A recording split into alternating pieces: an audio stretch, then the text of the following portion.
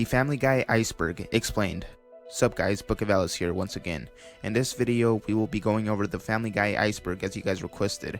I'm going to be honest here, some of the entries on this iceberg are a bit ridiculous and parody other iceberg memes, while other entries are legitimately interesting. Either way, I'll be covering every entry on the iceberg, just to satisfy people's curiosity. Be sure to subscribe if you haven't. I post weekly and it really helps my channel grow. With everything out of the way, let's begin and see how deep the Family Guy iceberg truly goes.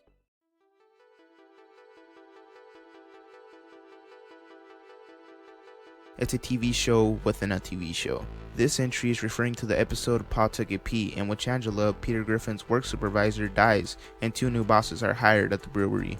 Peter shows his disapproval of the two new bosses with no apparent reason, that is until he is subsequently demoted and forced to wear a red flag everywhere he goes, working as a signal to the other employees that the recycling bin is coming through. He is then bombarded by cans and coffee cups as he walks by the cubicles. Instead of having a self-aware cutaway scene as Peter usually does, it is replaced by a brief cameo of the Simpsons characters Mr. Burns and Smithers, strangely enough, with Mr. Burns showing interest in Peter's perseverance, and Smithers informing him that it's just a character from another show. This one also covers the same universe as Simpsons and Futurama entry. There are multiple crossovers between the two television shows confirming that the Simpsons and Griffins live within the same universe. There are also compilations of Futurama references within the Simpsons, and even a comic if you consider that canon.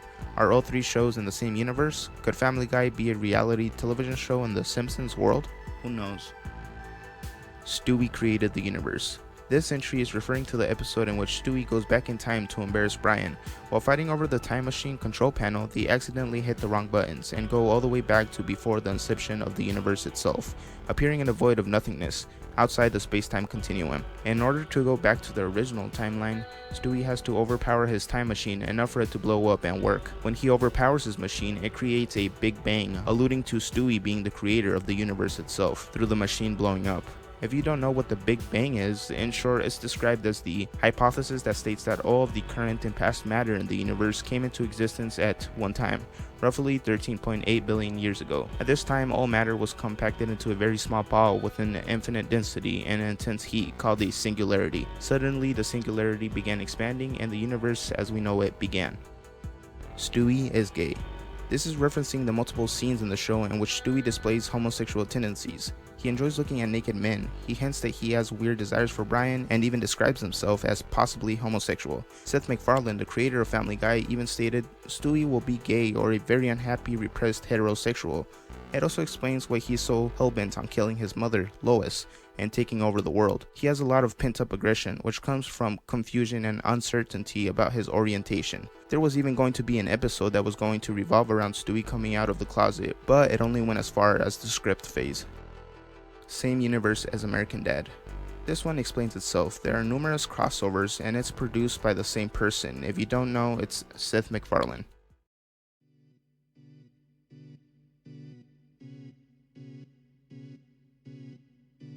Stewie is Meg's son. Okay, so this one was pretty hard to find, but apparently the theory goes that an ex-boyfriend of Meg's got her pregnant before very conveniently skipping town. With the help of Brian, Lois covered the whole thing up by pretending that she was the one that was pregnant, and when Stewie was born, she passed him off as her son, and not Meg's. The only people that know this truth are Lois, Brian, and Meg. Peter is too dumb to figure it out, and they could have easily convinced Chris that it was something else, and he would have simply believed them. Whenever Lois is shown giving birth to Stewie, it's in cutaway scenes from Stewie's perspective. We never actually see it happen. Stewie would logically assume that the woman who they claim is his mother. Another piece of evidence in support is the episode Partial Terms of Endearment. In this episode, we get a strange scene in which Lois states, "Come on Meg, it was hard enough on your body when you gave birth to Stewie." She then nervously laughs and says that she was just joking. Meg's baby. This is in reference to one of the episodes in the series in which we see a baby crawling out of Meg's locker. Meg proceeds to throw her book at it and states, "What are you doing out of your box?" revealing that she had a baby and is now hiding it from her family and friends. This bit was pretty dark for me, not gonna lie. Quagmire is bisexual. There was a lot of results for Peter is bisexual, but couldn't find much for Quagmire. This is probably related to the episode where Quagmire asks Peter to sleep with him in order to prove to his wife that he's gay. due to Quagmire wanting a divorce. Though in the episode, Quagmire is the reluctant one, while Peter seems to actually want to sleep with Quagmire. It's a pretty funny episode overall. Quagmire's dad at least 70 plus years old. Okay, so I knew about Quagmire's dad from the episode in which he sleeps with Brian, but I didn't know about the whole age thing. Apparently, an episode reveals Ida Davis, Quagmire's dad/mom, you'll get it if you watch the episode, is pretty old. A theory states, I did some research and the first time Dan Quagmire appeared on the show was in season 8, which was in 2010 and he was around 61 years old, which means today Ida Davis is 70 years old. Glenn Quagmire is 61 years old at the moment, meaning Dan Quagmire got Glenn when he was 9 years old. Chris is adopted. Peter has suggested that Chris was adopted in the past, or at least hinting some sort of idea revolving adoption. In the 17th season, Peter stated that he came across Lois's gun in Chris's adoption paper, which means he was either adopted or thought of being put up for adoption by Peter and Lois at some point.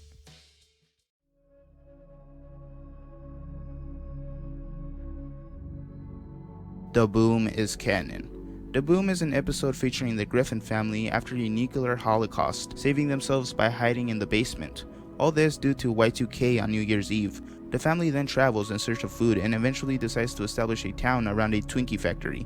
Peter then takes over the town, establishing himself as mayor, but eventually becomes power hungry and is overthrown. The episode ends with a live-action parody of Dallas, in which Pat Ewing, Victoria Principal, clad in a blue silk nightgown, wakes up and tells her husband Bobby, which is Patrick Duffy, about a dream she had of a strange episode of Family Guy. Bobby comforts her, but pauses and then asks what Family Guy is, and the two turn and look into confusion in the camera.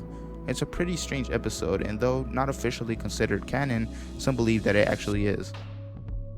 Lois is having an affair. In one of the episodes, we get a brief and subtle cameo from Lois. It occurs when Quagmire runs out of the Drunken Clam, as his nose caught scent of what turns out to be a new massage parlor that opened in town. As Peter, Joe, and Cleveland walk after Quagmire, the shot opens up to reveal Lois looking incognito in some pretty big sunglasses, coming back from some kind of romantic rendezvous with a man she's apparently having an affair with. What do you guys think? Super Mario and the Scooby-Doo gang are real in the McFarlane universe. This one explains itself and is verified by the multiple clips of animations Seth MacFarlane has produced, also by the brief cameos of Mario and the Scooby-Doo gang in the Family Guy series. Bob's Burgers exists in Chris's imagination. This theory comes from a clip from a Family Guy episode in which Chris's parents are called into his school because of his poor academic performance. His principal then shows them a drawing Chris made and describes it as a horrendous advanced art project, holding a picture of Bob from Bob's Burgers, an American animated sitcom created by Fox. The series centers on the Belcher family, parents Bob, Linda, and their children, who run a hamburger restaurant. The entry suggests that the Bob's Burgers universe all exists in Chris's mind. Now let's move on to the shallow waters.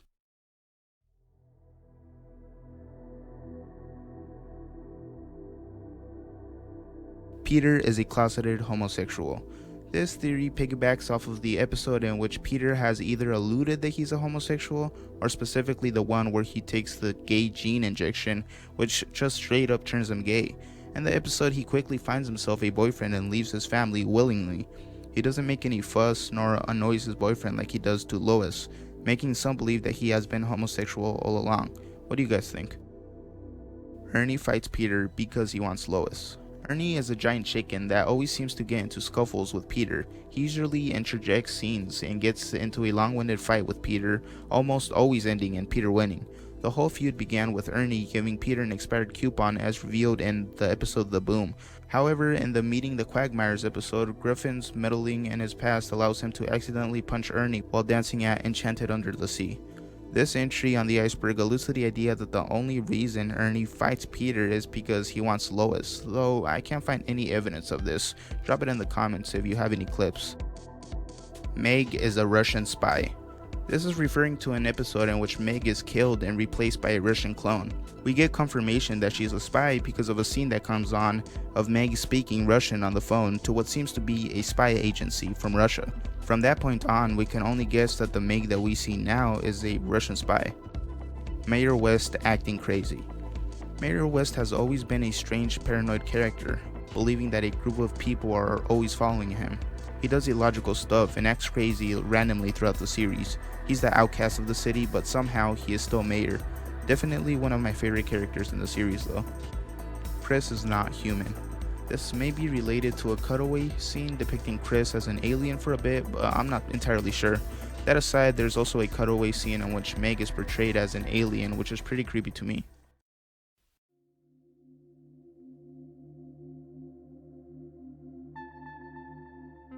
They represented the 7 deadly sins. This one explains itself, and I'll go over how each character represents the 7 deadly sins. Ernie the giant chicken represents wrath, Stewie is supposed to represent greed, Chris represents sloth, Tom Tucker represents pride, Quagmire represents lust, Brian represents envy, and Peter represents gluttony. Baba Booey. This is just referencing a scene in which Peter says Baba Booey, a saying that I might add has become popular on TikTok recently. Take a look. Baba Booey, Howard Stern's penis, Baba Booey, Baba Booey, Baba Booey. Peter is a literal psychopath. The first season of Family Guy displays an incompetent dad who was prone to mistakes, but usually means well towards his family. But as the seasons have progressed, we begin to see a complete change in his character, almost going out of his way to make sketchy decisions. Like when he's trying to get married to his son for an inheritance, and he's also seen blowing up hospitals and pimping out his wife and daughter in random sketches. He's constantly stripping nude and getting drunk with disregard of those around him. Though most think it's just gotten more wilder over the years to entertain viewers, some believe that it's truly part of his character development. Baby Gone Wild. I have no idea what this is referring to. I'm searching it up on Google right now and YouTube, but all I'm getting back is strange YouTube videos. If you know anything about this, leave a comment, I guess. Peter knows about Herbert's obsession with Chris. So if you don't know, Herbert is basically the neighborhood pervert, being creepy towards anyone younger than 18. He for some reason really likes Chris and is constantly trying to get with him, with Chris being unaware of his advances. This entry proposes the idea that Peter knows about Herbert's attraction to Chris, which I couldn't find much about other than a clip of Chris and Peter fighting over Mr. Herbert's affection, still being oblivious to his pedophilic behavior.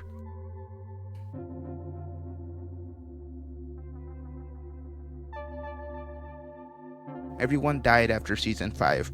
This legitimately could just be a meme placed in here to make the abyss sound creepier, or I'm just completely oblivious, but I couldn't find anything on this.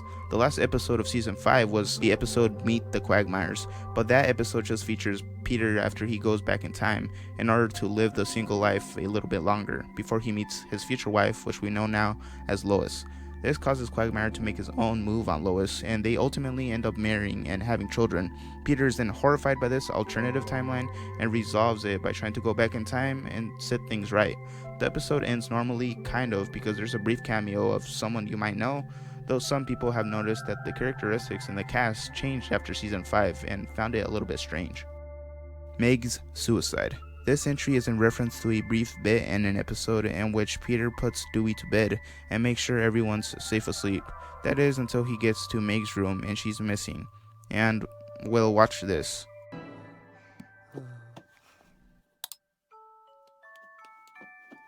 Good night, Stewie.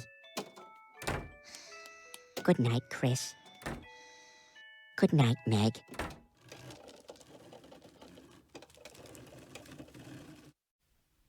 It's a pretty dark joke even for Family Guy.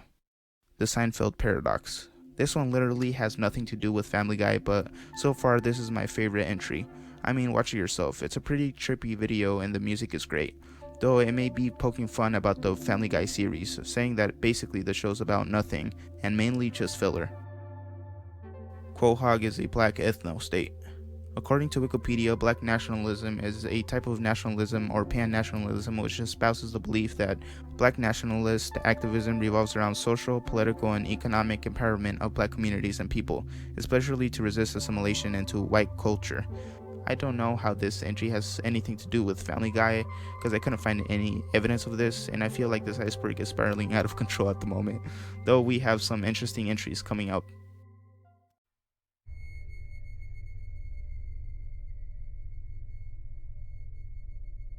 They're all in hell. This might be relating to all the times hell is mentioned in the show. What the hell is kind of a catchphrase at this point. There's also this one unsettling scene. FYI, don't watch this at night.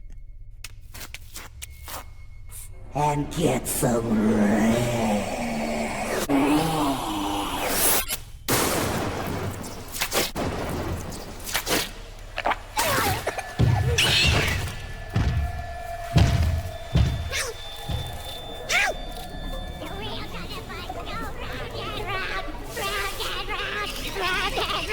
The wheels on the bus go round and round.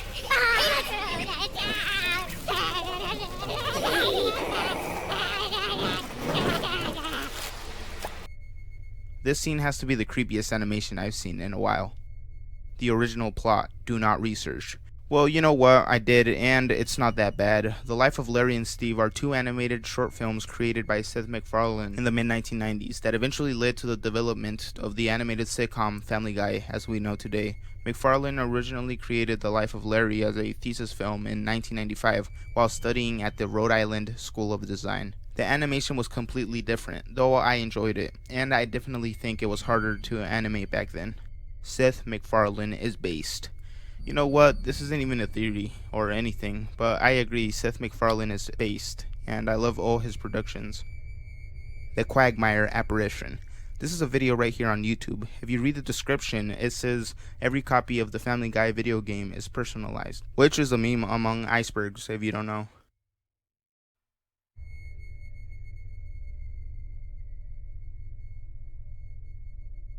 Joe can actually walk. This is referencing the multiple times in the series where Joe is seen walking and not sitting on his wheelchair as he usually does, portrayed as a paraplegic in the show. Brian is the second coming of Christ. I don't want to offend anyone, but there's a cutscene in one of the episodes in which Peter says, "I've been looking forward to this moment more than the second coming of Jesus." And a cutscene occurs, depicting a short Jesus with a voice similar to that of Brian's voice. Also to note that he's around the same height as Brian himself, though this might also just be a joke entry. Peter is the CEO of Hot Wheels. This theory might come from the fact that Peter Griffin is really into Hot Wheels for some reason, having his own Hot Wheel collection, though there's really not much there. Every episode of Family Guy is personalized. This one's clearly a joke and based off of the multiple iceberg entries where they put the every episode of so-and-so is personalized or every video game copy of so-and-so is personalized at the bottom of the iceberg. It's all in Stewie's imagination. This is referencing the theory that everything in the show, from the most wild scenes to the most mundane things, are all part of Stewie's imagination, being that he is only a toddler. He interprets the world from his limited knowledge, explaining why dogs can talk in the show. It also explains how he can only communicate with other toddlers and dogs but not with older humans, as well as his elaborate laboratories he has and science experiments he conducts. The entire show seen through Stewie's perspective, though there are things that contradict this theory and it's only a theory. Subscribe and like the video if you enjoyed. I'm currently working on some really interesting iceberg videos and would love for people to see them. Other than that, thanks for watching. Later.